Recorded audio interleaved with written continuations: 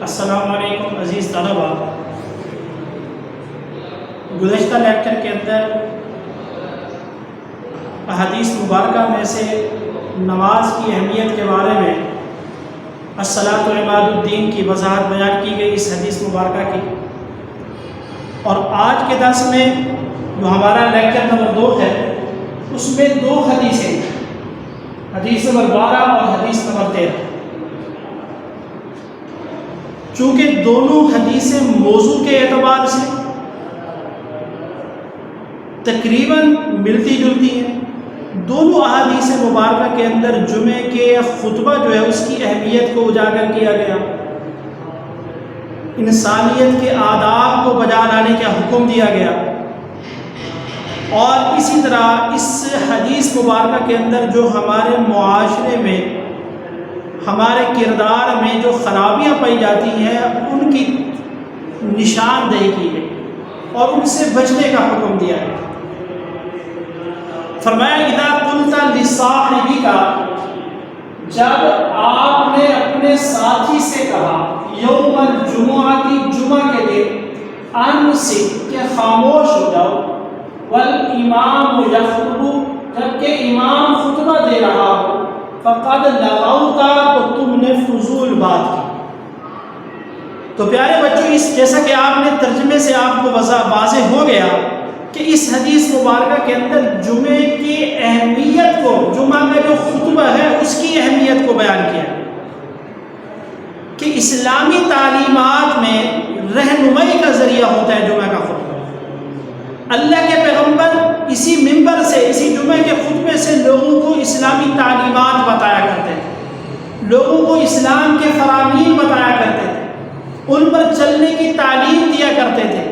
ہمارے صحابہ کرام رضوان اللہ علیہم اجمعین کا پھر طریقہ یہی رہا، تابعین تبع تابعین کا یہی طریقہ رہا۔ تو اسلامی خطبہ جو کہ اسلامی تعلیمات کے بارے میں ایک بہت بڑا رہنمائی کا ذریعہ ہوتا ہے، تو اس لیے جب تک آپ اسے خاموشی کے ساتھ، مکمل یکسوئی کے ساتھ، توجہ کے ساتھ نہیں سنیں گے، سمجھیں گے نہیں، تو پھر عمل کیسے کریں گے؟ تو اس لیے اس حدیث مبارکہ کے اندر جمعے کے خطبے کو مکمل توجہ کے ساتھ سننے کی ہمیں تلقین کی گئی ہے، تعلیم دی گئی۔ حدیث پاک میں جیسا کہ واضح ہے، اللہ کے پیغمبر نے فرمایا کہ جب جمعے کا خطبہ شروع ہو جائے تو پھر اگر کسی نے دوسرے انسان کو چپ کرانے کے لیے یہ بھی کہا کہ خاموش ہو جاؤ، مثال کے طور پر کوئی 2 لوگ آپس میں گفتگو کر رہے تھے، باتیں کر رہے تھے، تو کسی صاحب نے انہیں کہہ دیا بھائی چپ ہو جاؤ، تو فرمایا یہ کہنا بھی خلاف خطبہ ہے، یہ خطبے کے ادب کے خلاف ہے، یہ بھی گناہ ہے۔ تو اس لیے کسی کو چپ کرانا بھی گناہ ہے، بجائے اس کے کہ خود گفتگو میں شروع ہو جاؤ، آپس میں کانا پھوسی شروع ہو جائے، اس سے منع فرمایا گیا۔ تو اس لیے میرے پیارے بچوں، آپ کو یہ معلوم ہونا چاہیے کہ جمعہ کا خطبہ مکمل توجہ کے ساتھ سننا، یکسوئی کے ساتھ سننا، یہ سنت رسول، اور سنت رسول پر عمل کرنا باعث اجر، باعث ثواب، اور سنت رسول کو ترک کر دینا، چھوڑ دینا،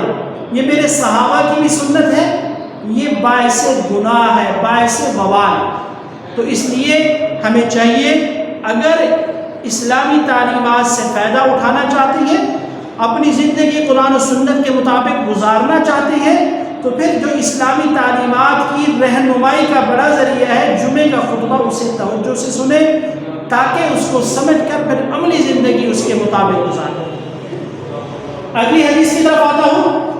حدیث نمبر 13، من تخطا رقاب الناس، فرمایا جو شخص پھلان کر گیا لوگوں کی گردنیں، رقاب کا معنی گردن، یوم الجمعہ جمعہ کے دن، اتخذ تو بنایا اس نے جسرن پل الی جہنم، جہنم کی طرف۔ یہ دوسری ہماری خرابی کی نشاندہی کی گئی جو ہمارے اندر پائی جاتی ہے۔ ہماری کوشش یہ ہوتی ہے کہ جمعے والے دن آئیں بھی سب سے آخر میں اور ملے بھی ہمیں صف اول، خطیب صاحب کے سامنے جا کر بیٹھے۔ اس کے لیے ہمیں چاہے کسی کی گردنیں پلان کر اوپر سے کیوں نہ گزرنا پڑے، ہم وہ سب کر لیں گے، لیکن اگلی صف میں جا کر بیٹھے۔ تو یہ خلاف ادب ہے، یہ آداب مجلس کے بھی خلاف ہے، اور پہلے سے بیٹھے ہوئے لوگوں کے احترام کے بھی خلاف ہے، اور مسجد کے ادب کے بھی خلاف ہے، تہذیب و سلیقے کے بھی منافی ہے۔ لہذا بہتری یہی ہے شائستگی کے ساتھ جہاں آپ کو جگہ مل جائے، جگہ میسر ہو، وہیں آپ جا کر بیٹھ جائیں اور جمعے کا خطبہ سنیں۔ انسانی وقار کو ملحوظ رکھیں، انسانی ادب کو ملحوظ رکھیں، اللہ کے گھر کے ادب کو ملحوظ رکھیں۔ یہ خانہ خدا کے بھی خلاف ہے اور انسانی وقار کے بھی خلاف ہے کہ آپ لوگوں کی گردنیں پھیلا کر آگے چلے جائیں۔ یہ اتنا بڑا جرم ہے کہ اللہ کے پیغمبر نے فرمایا کہ جو شخص جمعہ کے دن پہلے سے بیٹھے ہوئے لوگوں کی گردنیں پھیلا کر آگے جانے کی کوشش کرے گا، کل قیامت کے دن اس کو جہنم پر سے پل بنایا جائے گا، لوگ اس کی گردنوں سے گزر کر جہنم میں ڈالے جائیں گے۔ کتنی بڑی وعید ہے! یہ چھوٹی سی ہم کوتاہی کرتے ہیں۔ اگر ہمیں شوق ہے صف اول میں بیٹھنے کا، امام صاحب کے سامنے، خطیب صاحب کے سامنے بیٹھنے کا، پھر جلدی آئے، پہلی صف میں جگہ بنائی جائے، پہلی صف میں بیٹھ جائیں۔ اور اگر کسی وجہ سے آپ کو دیر ہو گئی ہے، لیٹ آئے ہیں، تو اس صورت کے اندر حکم یہ ہے کہ جہاں جگہ ملے وہیں بیٹھ جائیں، لوگوں کی گردنوں سے پھیلا کر آگے جانے کی کوشش نہ کریں، لوگوں کی گردنوں کو پل نہ بنائیں۔ یہ غلط روایت ہے، اسے چھوڑنا ہوگا۔ تو میرے پیارے بچوں، یہ حدیث مبارکہ، جتنی بھی حدیث مبارکہ ہیں، ہمارے لیے رہنمائی کا ذریعہ ہے، ہمارے کردار کو، ہمارے